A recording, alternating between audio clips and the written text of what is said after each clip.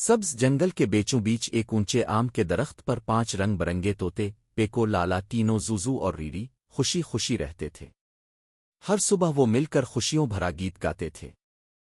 ایک دن جب وہ گانا گا رہے تھے تو انہیں جھاڑیوں کے پیچھے سے کسی کے رونے کی آواز آئی۔ وہ نیچے اترے تو دیکھا کہ ایک ننھا بندر ایک پتھر پر بیٹھا رو رہا ہے۔ تمہیں کیا ہوا؟ پیکو نے نرمی سے پوچھا۔ ننھے بندر نے آنکھیں صاف کرتے ہوئے کہا، میرا نام مومو ہے اور میں اپنی ماں سے بچھڑ گیا ہوں۔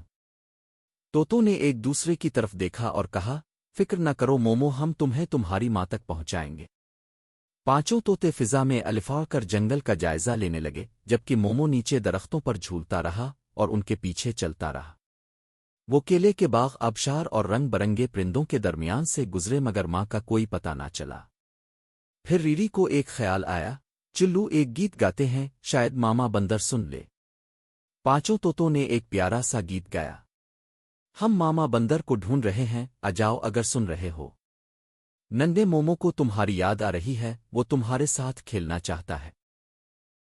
ان کا گیت جنگل میں گونجنے لگا۔ کچھ ہی دیر میں درختوں کے اوپر سے او آ کی آواز آئی، یہ ماما بندر تھی۔ وہ فوراً جھولتی ہوئی آئی اور مومو کو گلے لگا لیا۔ شکریہ پیارے طوطو، تم سب میرے ہیرو ہو، ماما بندر نے کہا۔ مومو نے خوشی سے ہاتھ ہلایا جب وہ ماما کی پیٹھ پر بیٹھا، اور طوطے خوشی خوشی اپنے آم کے درخت کی طرف لوٹ گئے، اپنا نغمہ پہلے سے بھی زیادہ زور سے گاتے ہوئے۔